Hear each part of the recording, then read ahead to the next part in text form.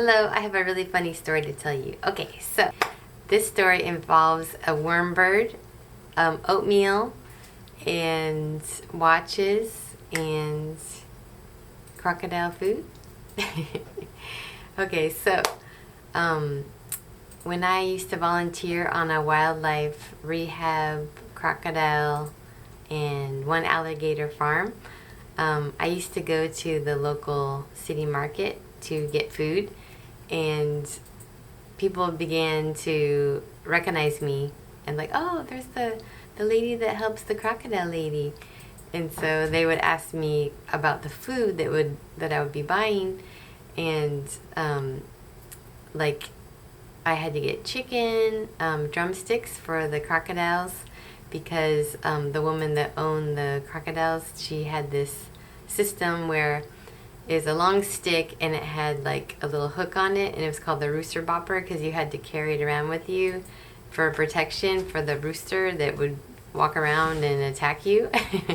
So they ate with a stick called the rooster bopper, and you would just heat up the raw drumsticks and make them warm and in the oven just a little bit, but not cooking it, just to make it warm and like lifelike.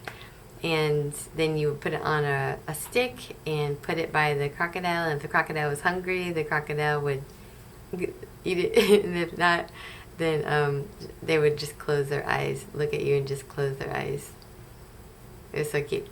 So kind of like a cat, when they're telling you they love you, they would tell you that they're full by just closing their eyes and then turning their head like, no, I'm full, thank you.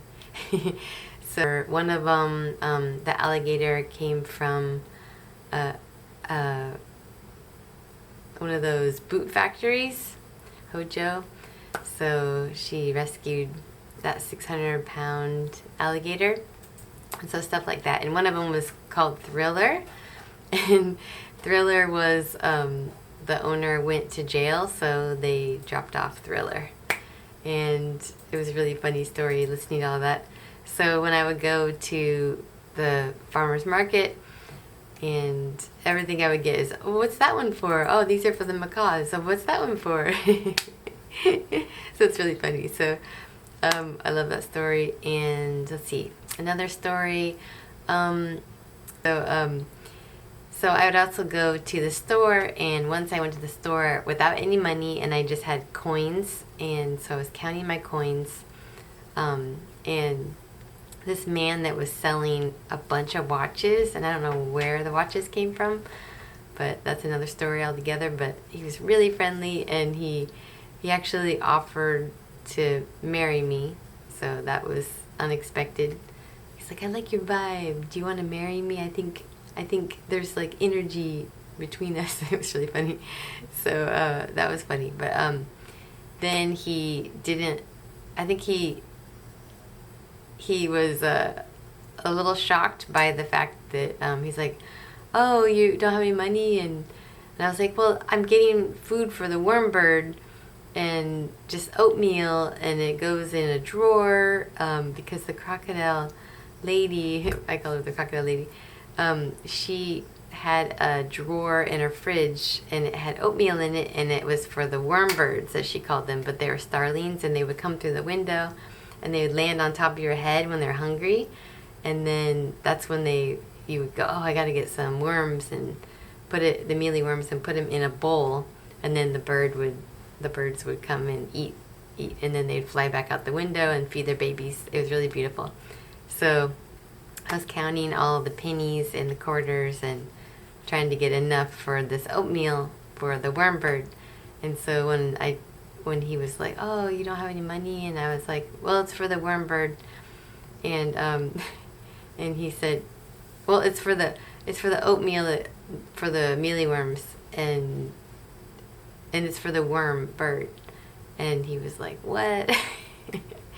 And so then he said, oh, well, that's an interesting story you're making up, but we're all struggling at some point in our lives, so here's some money, and you can pay me back. And I was just like, oh no, it's okay, thank you so much. And he said, no, you can see me out here selling watches or whatever, and you can give me the money back another time. And he wouldn't accept me not taking the money, which was really, really funny.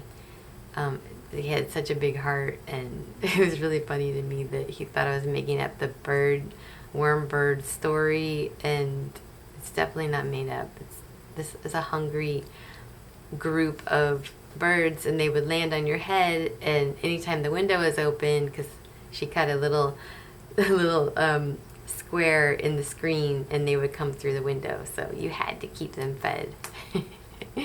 So, and then when I would go to the store, they would people would recognize that, you know, oh, it's for the food and for the animals, and so what is this? And everything was for the animals. Like, oh, this is for the macaw.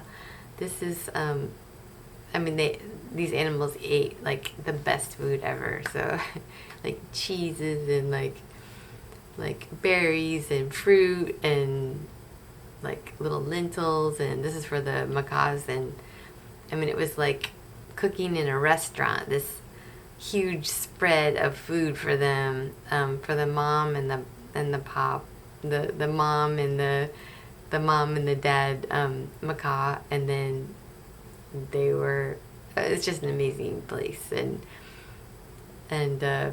what else? There's chickens there and everything. But anyway, thank you so much for listening to my story. Let's laugh to that. So think of something really funny in your life, a joke or something, and feel it in your heart and feel the energy. It's healing, and you just want to laugh it off.